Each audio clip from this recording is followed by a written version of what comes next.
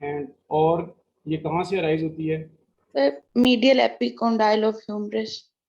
Medial epicondyle के साथ इसका रिलेशन है, ये मीडियल एपिकोंडाइल के पीछे से गुजरती है, posterior to the medial epicondyle of the humerus, उसकी बैक साइड से ये पास होती है। जी ज़ैनब, आप कोई बताएं बात मीडियन अल्नर नर्व के बारे में। आपको जो जो पता है अल्नर नर्व के बारे में मुझे ज़रा बताएं। आपने बताया कि मीडियल एपिकोंडाइल के पास से ये गुजरती है।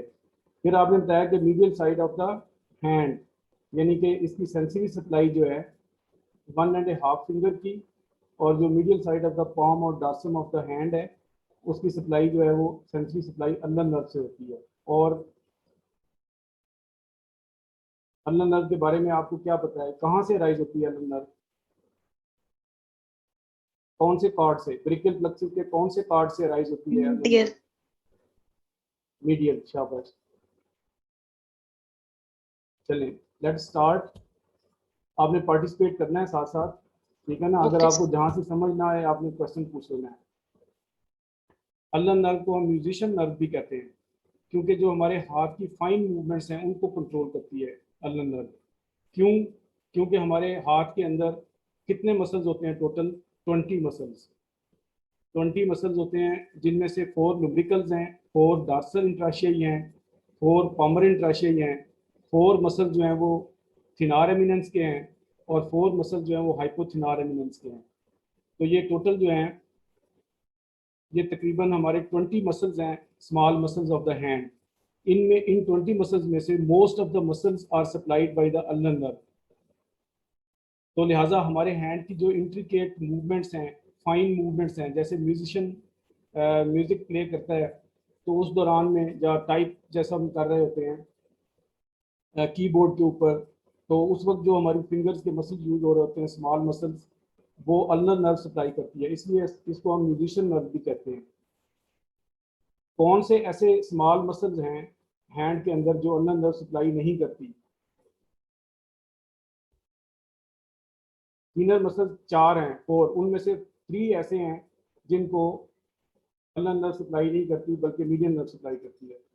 जी सारे मुत्तफिक हैं? लाइबा नाज़िम ठीक कहा है इन्होंने? Yes sir. अच्छा अच्छा, हम दूसरा इसको कहते हैं कि ये जो अल्नर नर्व है, ये हम फनी बोन जिसको मीडियल एपिकोंडाइल कहते हैं ह्यूमरस का, वहाँ से ये पास होती है, और अक्सर हमें उठते बैठते चलते फिरते या काम के दौरान कभी कुर्सी का किनारा, कभी मेज़ का किनारा, कभी दरवाजे का किनारा, कभी हमें लगे तो हमें एक करंट सा फील होता है, टिंगलिंग सेंसेशन फील होती है medial side of the 4 arm पे, जो कि हमारी लिटिल फिंगर तक जाती है।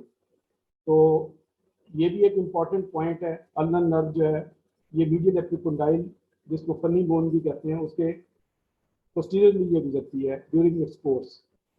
तो ये 2 चीज़ें हैं, ये नर्व है musician nerve, fine movements of the hand, जो small muscles of the hand है उनको कंट्रोल करती है। अगर हम अल्नर नर्व को एज ए होल देखें तो इस डायग्राम में सारी चीज़ें हमें क्लियर हो जाती हैं।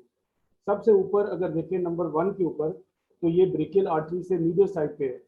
In the arm it is present on the medial side of the brachial artery. In the middle of the arm, it is passing through the medial intermuscular septum of the arm. Arm का 2 septum होते हैं, medial intermuscular septum और lateral intermuscular septum. तो medial intermuscular septum के अंदर से ये गुजर के पोस्टीरियरली चली जाती है। जब पोस्टीरियर जाती है तो आर्म का जो पोस्टीरियर मसल है वो कौन सा है? जो आर्म का पोस्टीरियर मसल है ट्राइसेप। तो ये ट्राइसेप्स के ऊपर जो है वो लाई करती है और ये नीचे की तरफ ट्रेवल करती जाती है, और ये जो मीडियल एपिकोंडाइल है इसके पीछे से ये गुजरती है। जब मीडियल एपिकोंडाइल के पीछे से गुजर आती है तो फिर आगे आके 2 हेड्स बनते हैं फ्लेक्सर कार्पाई अल्नैरिस के। तो फ्लेक्सर कार्पाई के अल्नैरिस के 2 हेड्स के दरमियान में से ये गुजरती है और ये 4 आर्म में आ जाती है। मिडल ऑफ द 4 आर्म में ये एक ब्रांच देती है, उसके बाद ये नीचे ट्रेवल करती है। तो इसको हम आगे देखते हैं, ट्रेस करते हैं और इसका कोर्स देखते हैं, इसके रिलेशंस देखते हैं। तो इसमें यह है कि it is arising from the medial cord of the brachial plexus, it is travelling to the medial side of the brachial artery, it is passing through the medial intermuscular septum and going in the posterior compartment of the arm, where it lies over the triceps muscle. Behind the medial malleolus, it is passing and it is coming in front by passing through the two heads of flexor carpi ulnaris. Flexor carpi ulnaris को अगर आप देखें तो इसके दो heads हैं. इसके अंदर से ये नर्व गुजर के एंटीरियरली आ जाती है और फिर नीचे ट्रैवल करती है. अब हम इसको आगे मजीद देखते हैं इसका सारा कोर्स. सबसे पहले ये है कि it is arising from the medial cord of the brachial plexus. It lies medial to the brachial artery in the arm. It passes through the medial intermuscular septum along with the superior ulnar collateral artery.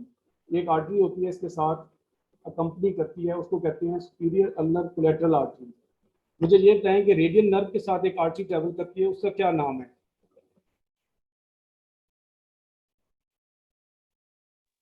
जरा अपनी याददाश्त पे जोर दें. जो radial nerve के साथ जो आर्म के अंदर, आर्म में जब रेडियल ग्रूव के अंदर चली जाती है रेडियल नर्व, उसके साथ एक आर्टरी भी होती है. जब हमने रेडियल नर्व को डिस्कस किया था तो मैंने आपको बताया था कि एक आर्टरी भी उसके साथ होती है, उसका क्या नाम है? ब्रेकियल आर्टरी की ब्रांच है सब profunda brachial artery. Profunda brachial. ये बताएं कि एक्सिलरी नर्व के साथ भी एक आर्टरी ट्रैवल करती है, उसका क्या नाम है?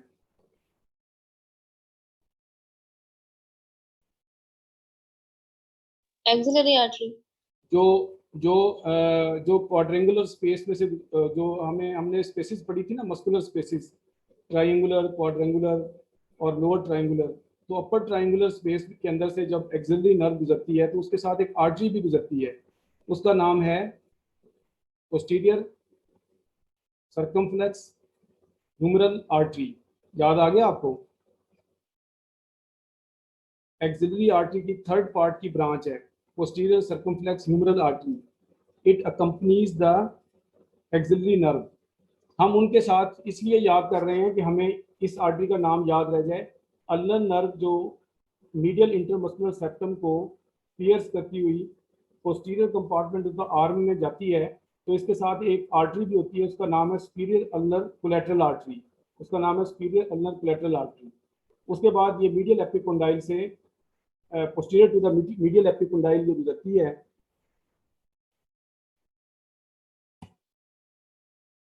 Posterior to the medial epicondyle जब ये गुजर रही होती है तो वहाँ पे ये जब अपीयर होती है एंटीरियरली तो ये यहाँ पे एल्बो जॉइंट को एक ब्रांच दे देती है. अल्नर नर्व जो है वो एल्बो जॉइंट को एक ब्रांच दे देती है. यहाँ तक इसका कोर्स आपको क्लियर हो गया यहाँ तक? जी सर. जी. अब हम यहाँ तक पहुँच गए हैं, यानी कि क्यूबिटल फोसा वाली जगह पे, जहाँ पे इन फ्रंट ऑफ एल्बो वाले लेवल पे हम आ गए हैं. तो ये जब पास करती है मीडियल एपिकोंडाइल से पोस्टीरियर तो ये आगे आती है, तो ये फ्लेक्सर कार्पी अल्नारिस के दो हेड्स के दरमियान में से गुजरती है. जब ये दो हेड्स के दरमियान में से गुजरती है तो ये दो मसल्स यहाँ पे सप्लाई करती है फोर आर्म में. कौन से दो मसल्स हैं जिनको अल्नर नर्व सप्लाई करती है? आप में से बताना है किसी ने? कल भी हमने इसका जिक्र किया था कि ulnar nerve is the master of the hand but it supplies 1.5 muscle in the forearm. Median nerve is the master of the forearm.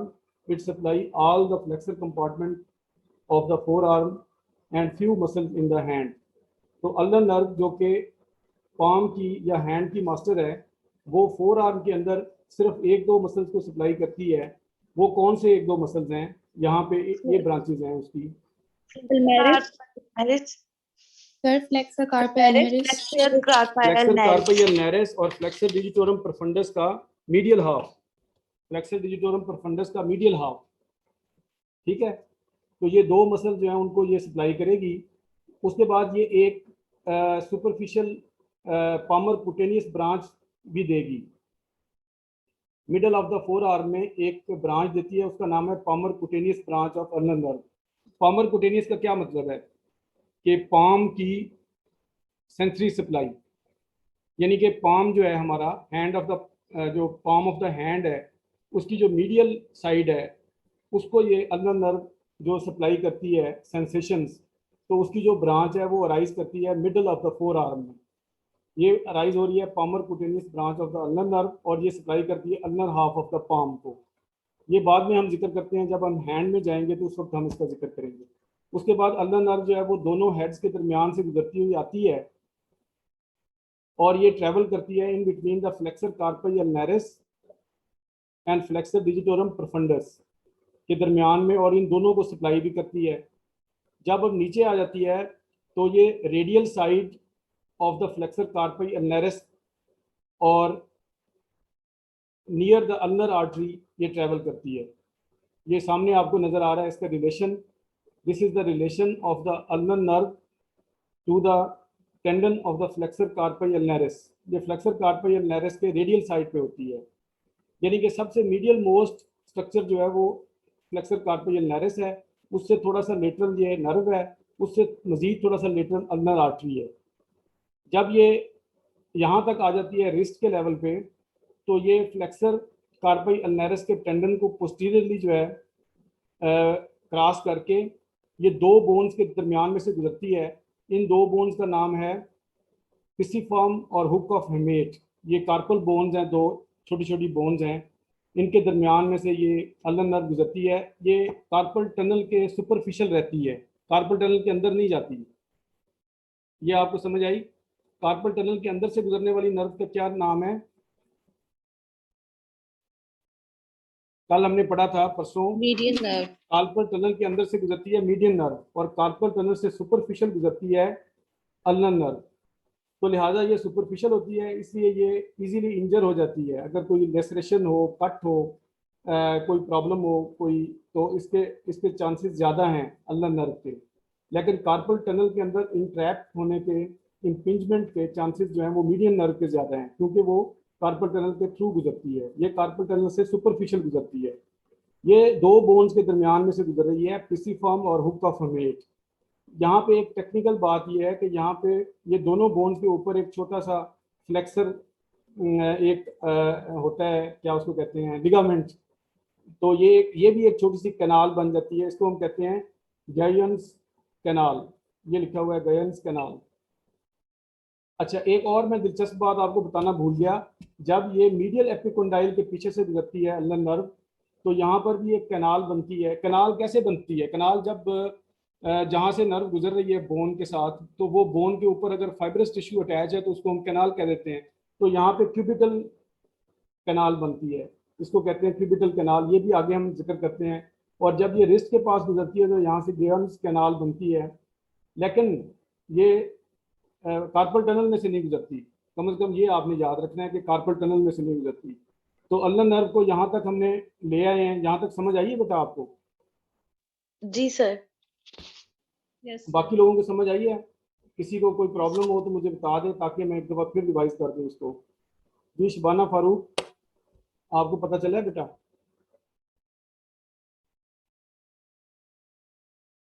अच्छा, अब हमारी नर्व जो है वो गुजर के, वहाँ से गुजर के, यानी कि रिस्ट के एंटीरियरली गुजर के ये हमारी हैंड के अंदर आ गई है। नर्व जब हैंड में आती है तो ये मैं आपको पहले दिखाना चाह रहा हूँ।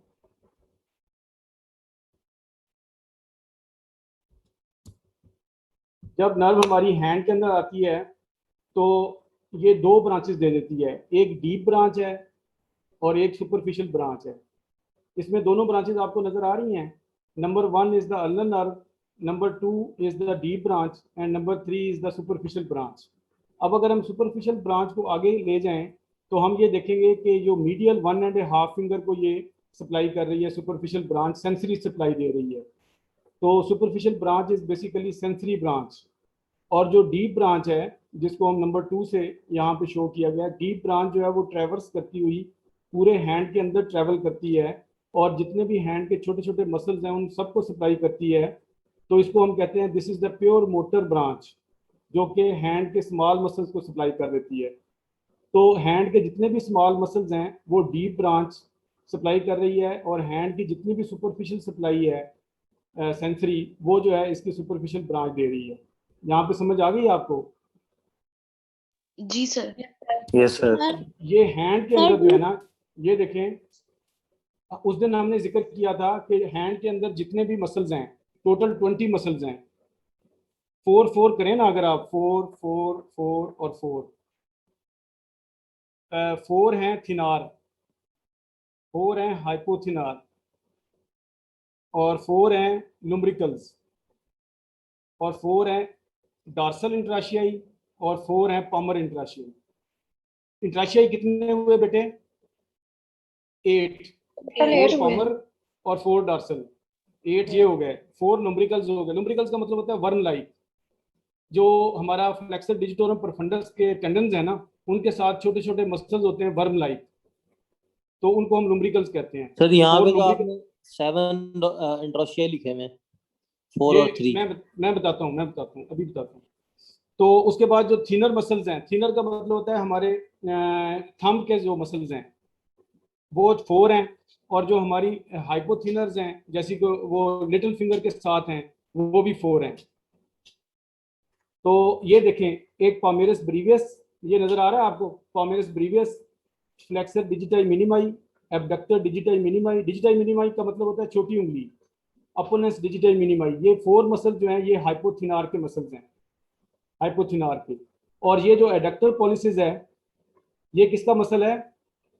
थिनार एमिनेंस का, थिनर एमिनेंस का। यहाँ पे थिनर एमिनेंस का सिर्फ एक मसल दिखाया गया है, दूसरा भी थोड़ा सा जिक्र किया हुआ है, इसको आप बेशक याद ना करें। ये सिर्फ एक मसल जो है इसको अंदर नर्व सप्लाई कर रही है। बाकी जो 3 मसल्स हैं थिनार के, जो हमने कल पढ़े थे, अपोनेंस पॉलिसिस, एबडक्टर पॉलिसिस ब्रीवियस और फ्लेक्सर पॉलिसिस, जो बाकी 3 हैं उनको मीडियन नर्व सप्लाई करती है। अच्छा, उसके बाद आ गए पामर इंट्राशियाई 4 हैं। ये 3 नहीं है, 4 है बेटा। कौन पूछ रहा था?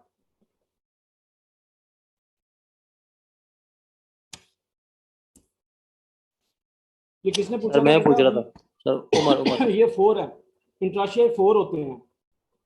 उसके बाद है ना, ये जो पामर इंट्राशियाई भी 4 हैं और डॉर्सल इंट्राशियाई भी 4 हैं। उसके बाद लुम्ब्रिकल्स कितने हैं? यहाँ पे कितने लिखे हुए हैं? 2 2 लिखे सर। हुए हैं, लेकिन ये कितने होते हैं लुम्ब्रिकल्स? 4 4 होते हैं। यहाँ पे 4। 2 क्यों लिखे हुए हैं? कि उनमें से 2 को अल्नर सप्लाई करती है और 2 को मीडियम सप्लाई करती है। तो यहाँ पर उन्होंने सिर्फ अल्नर की चीजें लिखी हैं। इसको भी आप ये समझें कि ये भी एक क्या उसको कहते हैं, जिसमें उलमा का इख्तलाफ हो, उसको क्या कहते हैं? डिफरेंस ऑफ ओपिनियन, या डिफरेंट बुक्स के अंदर ग्रेज में या आरजे लास्ट में आप देखेंगे तो ये फ्लेक्सर पॉलिसिस ब्रीवियस का भी थोड़ा सा बाज़ औक़ात अल्नर सप्लाई कर देती है, बाज़ औक़ात मीडियम सप्लाई कर देती है। तो बहरहाल मेरा कहने का मकसद ये है कि जो 4 मसल्स हैं थिनार के, उनमें से जो 3 हैं वो सप्लाई करती है मीडियन, और उनमें से एक ही मसल है जिसको एडक्टर पॉलिसिस कहते हैं, उसको अल्नर सप्लाई करती है। मेरी बात आपको समझ आई बेटा? ये जितने भी छोटे छोटे मसल्स हैं इनको अभी आप अगले लेक्चर में हम ये small muscles of the hand जब डिस्कस करेंगे तो आपको इनके नाम ज्यादा अच्छी तरीके से याद हो जाएंगे। अभी सिर्फ आप ये याद रख लें कि जितने भी सारे छोटे मसल्स हैं हैंड के, उसको अल्नर नर्व सप्लाई करती है। Ulnar nerve is the master of the hand. तो उनमें से जो 3 बच जाते हैं, 3 + 2, 3 + 2,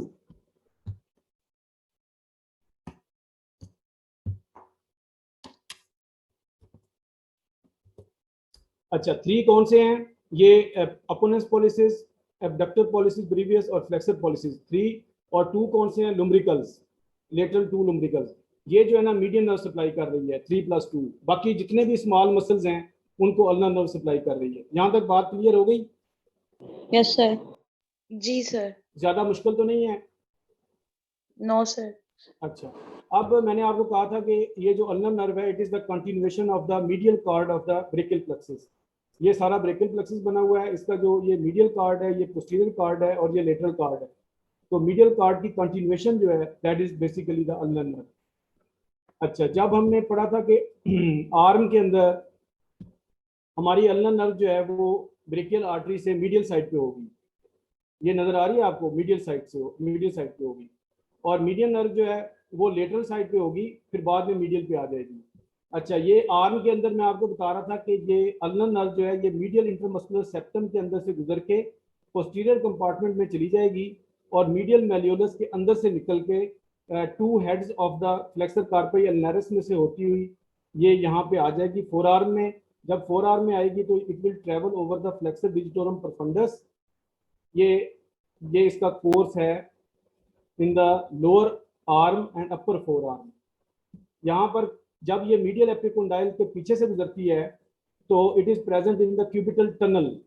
यहाँ पे ये मीडियल एपिकोंडाइल है और ये क्या है, ओलिकोरनन ऑफ द अल्ना। नजर आ रहा है आपको, olecranon process of the ulna and this is the medial epicondyle. इस दोनों के दरमियान में एक फाइब्रस शीट होती है जिसकी वजह से ये जगह जो है वो टनल में तब्दील हो जाती है, उसको हम कहते हैं क्यूबिटल टनल। और ये जो नर्व है ये ulnar collateral ligament of the elbow के ऊपर लाई करती है डायरेक्टली। अल्नर कोलैटरल लिगामेंट, क्योंकि एल्बो के दो लिगामेंट्स होते हैं, एक मिडिल साइड वाले को कहते हैं अल्नर कोलैटरल लिगामेंट और रेडियल साइड वाले को कहते हैं रेडियल कोलैटरल लिगामेंट।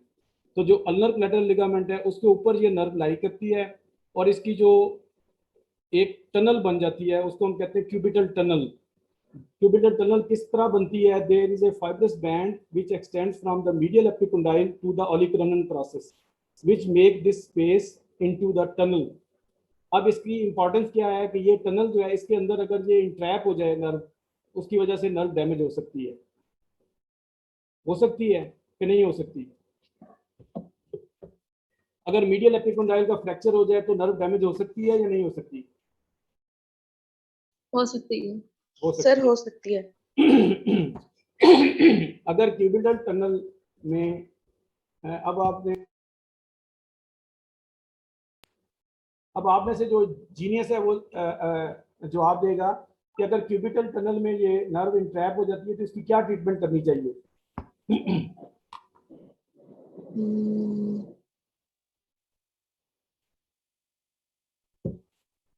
हाँ जी, उसको काट देना चाहिए, जिस तरह कार्पल टनल सिंड्रोम वाली शीट को हमने काटा था फ्लेक्सर रेटिनोकुलम को। अच्छा सुन लें, एक मैं दरमियान में एक बात मुझे याद आ गई, फ्लेक्सर रेटिनोकुलम की अटैचमेंट्स, ये यूनिवर्सिटी क्वेश्चन है। कार्पल टनल के अंदर से कौन सी चीज़ें गुजरती हैं और सुपरफिशियल कौन सी गुजरती हैं, ये भी यूनिवर्सिटी क्वेश्चन है। हम इसकी जो फाइब्रस बैंड है उसको डिवाइड कर देंगे ताकि नर्व के ऊपर प्रेशर कम हो जाए।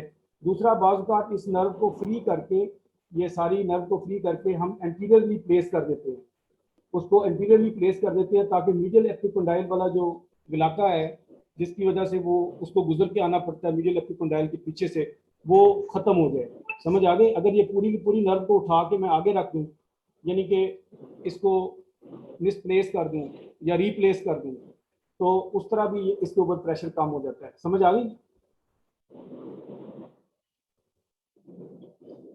हाँ जी।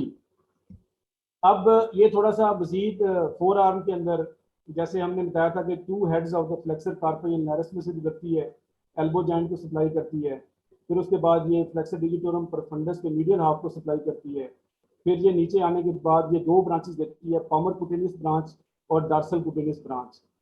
इसका मैं आपको इसलिए बताना इंपॉर्टेंट समझ रहा हूँ कि अब जो मैं डायग्राम आपको दिखाने लगा हूँ इसको आपने गौर से देखना है और इसके अंदर जिसने इसकी इंपॉर्टेंस को पिक किया उसको शाबाश मिलेगी। ये देखें, ये जो ऑरेंज कलर है this is area of the median nerve, ये जो ब्लू कलर है this is the area of the ulnar nerve. अब ये फ्रंट ऑफ द हैंड है और ये बैक ऑफ द हैंड है। अब इसके बैक ऑफ द हैंड, इसका जो बैक ऑफ हैंड है ब्लू, वो तो अल्नर नर्व ही सप्लाई कर रही है क्योंकि ब्लू का मतलब अल्नर नर्व है। इसका मतलब ये हुआ कि अल्नर नर्व की दो ब्रांचेस हैं, एक पामर और एक डार्सल, सेंसरी ब्रांचेस, जो पामर और डार्सल, ये इस डायग्राम में दिखा रहा हूँ आपको। This is the palmar cutaneous branch and this is the dorsal cutaneous branch. यानी कि हैंड को अगर हम देखें ब्लू एरिया को, तो इसकी पामर साइड भी और डार्सल साइड भी दोनों ही अल्नर नर्व सप्लाई कर रही है। लेकिन ये जो मीडियन नर्व की पामर साइड है, ऑरेंज कलर की है, इसकी बैक साइड जो है जिसको पर्पल कलर कह लें, ये पर्पल कलर है बेटा, क्या कलर है ये वाला, या नेवी ब्लू है? पर्पल है। अच्छा, मैं नेवी ब्लू समझ रहा था। चले, पर्पल कलर जो है it is supplied by the radial nerve, ये it is supplied by the radial nerve. ये याद रखना है आपने, कितना खूबसूरत यहाँ पे बनाया गया है कि ये जो ऑरेंज कलर है इसकी सप्लाई जो है this is the median nerve, और इसकी इंपॉर्टेंट ये है कि डिस्टल डार्सल साइड जो है that is also supplied by the median nerve. Posterior side पे जो डिस्टल साइड है, डिस्टल पार्ट्स हैं फिंगर्स के, that is supplied by the median nerve. लेकिन बाकी जो ये मैजेंटा कलर है सारा उसका it is supplied by the radial nerve. ये सेंसरी है, सारी सेंसरी सप्लाई है। ये जो मैं आपको दिखा रहा हूँ ये सारी सेंसरी है। ये जो ब्लू एरिया है, this is the blue area जितना भी है, this is supplied by the ulnar nerve. ये फ्रंट ऑफ द हैंड है, ये बैक ऑफ द हैंड है। ये 1.5 फिंगर फ्रंट है, ये 1.5 फिंगर बैक है। ये जो ऑरेंज एरिया है सारा, it is supplied by the median nerve. अगर हम पीछे से देखें हाथ को, एरिया है, it is supplied by the median nerve, and all other blue this purple colour is supplied by the radial nerve. ये आपको याद रखना चाहिए, भूलना नहीं चाहिए, ठीक है। हमारी अल्नर नर्व तकरीबन खत्म हो रही है, अभी हम इसकी इंजरीज को डिस्कस करेंगे। बड़ी इंपॉर्टेंट ये नर्व है। जब मैं आपको इंजरीज का बताऊंगा तो आपके कंसेप्ट ज़रा मजीद क्लियर हो जाएंगे। तो यहाँ पर मैंने बताया था कि ये in front of the wrist, ये कार्पल टनल में से नहीं गुजरती, बल्कि superficial to the carpal tunnel गुजरती है अल्नर नर्व। लेकिन फिर भी एक लिगामेंट होता है छोटा सा, जिसकी वजह से यहाँ पे एक कैनाल सी बन जाती है, उसको गैन कैनाल कहते हैं। बाज़ बात इसके अंदर ये इंट्रैप हो सकती है, लेकिन ये बहुत कम चांसेस हैं। इसके बारे में आपने ज़्यादा नहीं, आपको क्वेश्चन आएगा कार्पल टनल सिंड्रोम का, जिसमें मीडियन नर्व इन्वॉल्व होती है। फिर आपको सेंसरी एरिया भी पूछा जाएगा, फिर मीडियन नर्व के और बहुत सारे कैरेक्टरिस्टिक फीचर्स भी आपको बताने पड़ेंगे, उसका कोर्स भी बताना पड़ेगा, उसकी ब्रांचेस भी बतानी पड़ेंगी। वो बात शुरू करते हैं कि a patient comes to you with tingling sensation in the thumb and the index finger, and tunnel test is positive, so this patient is suffering from carpal tunnel syndrome. आगे क्वेश्चन आपसे पूछ लेंगे, अच्छा what is the root value of the median nerve, what is the course of the median nerve in the hand, या what is the course of the median nerve in the forearm. Basically जो भी clinical question आपका आता है उसका 20% जो है वो क्लिनिकल होता है और 80% बेसिक एनाटमी होती है। तो असल में वो आपको खींच के बेसिक एनाटमी की तरफ लेके आ रहे होते हैं कि आपने ये चीज़ हमें बतानी है और वो चीज़ आपको आनी चाहिए। क्लिनिकल के नंबर जो है ना, मिसाल के तौर पर एक क्वेश्चन है उसके 5 नंबर हैं, तो क्लिनिकल पोर्शन का 1 नंबर होगा और जो बेसिक एनाटमी है उसके 4 नंबर होंगे। डिस्ट्रीब्यूशन आगे ऐसे होगी।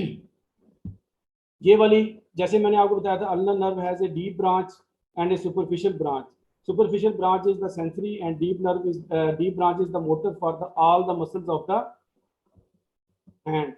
ये वाले सारे मसल्स बने हुए हैं, अभी हमने सारे डिस्कस कर लिए हैं। अब हम आगे चलते हैं तो अल्नर नर्व कहाँ कहाँ डैमेज हो सकती है। At the level of elbow और at the level of wrist.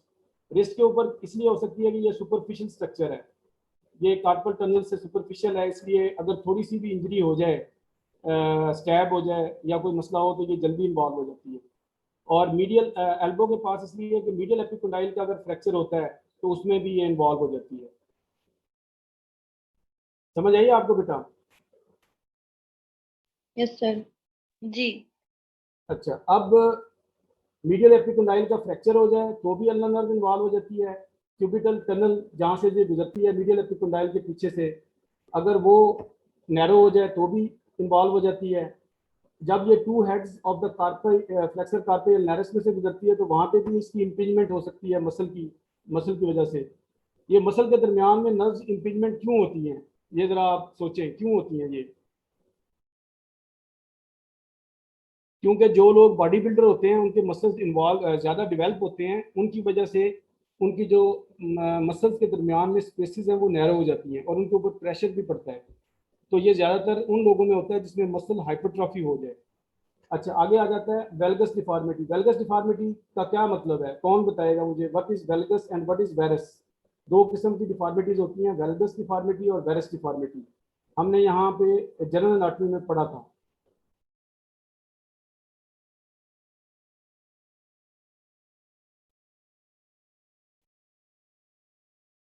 देखें, ये आर्म है, ये 4 आर्म है, नजर आ रहा है आप सबको?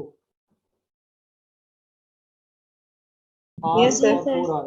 आर्म और 4 आर्म के दरमियान में एक एंगल है, ये वाला एक एंगल है छोटा सा, यानी कि हमारा आर्म जो है उससे 4 आर्म हमारा बाहर की तरफ जा रहा है ताकि हमारी हिप के साथ ना टकराए। जब हम हाथ लहरा के चलते हैं तो हमारा हिप जो है उसके साथ टकराता नहीं है हाथ। ये एक छोटा सा एंगल होता है, इसको कहते हैं कैरिंग एंगल। क्या कहते हैं? Carrying angle. क्या, कौन सा एंगल? Carry angle.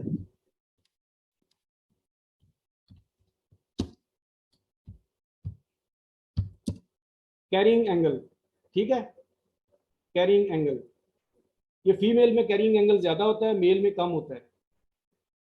हम पानी की बाल्टी लेके जा रहे हैं अगर, तो हमारी बाल्टी जो है हमारी टांगों से या हिप से नहीं टकराएगी। तो ये जो हमारा बाजू है बेसिकली ये एक एंगल होता है फोर आर्म और आर्म के दरमियान, कि हमारा बाजू बाहर की तरफ खुलता हुआ है, इसको कहते हैं कैरिंग एंगल। अगर ये ज्यादा बाहर की तरफ चला जाए हमारा बाजू, कैरिंग एंगल ज्यादा हो जाए, तो इसको कहते हैं वेल्गस डिफॉर्मिटी। क्या, कौन सी डिफॉर्मिटी? वेल्गस डिफॉर्मिटी। और अगर ये अंदर की तरफ चला जाए हमारा हैंड, तो इसको कहते हैं वेरस डिफॉर्मिटी। तो अगर वेल्गस डिफॉर्मिटी हमारी एल्बो की हो जाए, उसकी वजह से भी मीडियन नर्व के ऊपर प्रेशर आएगा। आएगा या नहीं आएगा? आएगा। आएगा, जिसकी वजह से मीडियन नर्व डैमेज हो सकती है। तो ये 3-4 काजेज हैं: fracture of the medial epicondyle, cubital tunnel syndrome, impingement या compression between the two heads of the flexor carpi ulnaris, and valgus deformity या increase in the carrying angle। तो ये वाला मीडियन नर्व अल्नर नर्व के damage का mechanism है। अब आगे जाएं, ये डायग्राम को जरा गौर से देखें। इस डायग्राम में किस चीज का पता चल रहा है? ये small muscles of the hand का एक्शन है। स्मॉल मसल्स में यहाँ पे बताए गए हैं लुम्ब्रिकल्स और इंट्राशियाई। ये वाले दो मसल्स को शो किया गया है diagrammatically. This is the lumbrical and interossei. ये क्या कर रहे हैं? Flexion at the metacarpophalangeal joint and extension at the interphalangeal joints, proximal and distal. ये small muscles of the hand हैं दोनों, यानी कि लुम्ब्रिकल्स और इंट्राशियाई हैं। ये क्या कर रहे हैं? Flexion of the metacarpophalangeal joint और extension of the interphalangeal joints कर रहे हैं। आपको नजर आ रही है? सब आप सब मुत्तफिक हैं इस चीज से? Yes sir. ये इनका एक्शन है। अगर इनका एक्शन खत्म हो जाए, अल्नर नर्व डैमेज हो जाए, इनका एक्शन खत्म हो जाए, तो क्या होगा?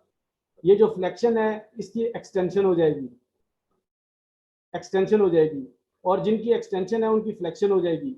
ये नजर आ रहा है आपको? हाथ नजर आ रहा है आपको? इसमें मेटाकार्पोफ्लेंजियल जॉइंट की एक्सटेंशन हुई हुई है और इंटरफ्लेंजियल जॉइंट्स की फ्लेक्शन हो गई है। तो इस हाथ को क्या कहते हैं? Claw hand. Claw hand. This is called claw hand. इसको हम ये कह सकते हैं कि अगर अल्नर नर्व डैमेज हो जाएगी तो हाथ जो है उसका क्लॉ हो जाएगा, क्लॉ हैंड हो जाएगा। उसको कहते हैं ulnar claw, ulnar claw.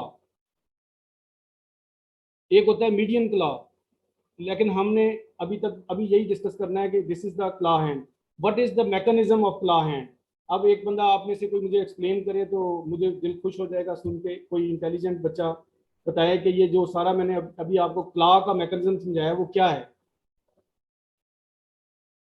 Tanzila बेटा आप बताएं, मारिया आप बता दें, लाइबा, कोई भी इस तरह कोई भी बता दे। सर, हाँ जी सर इसमें दो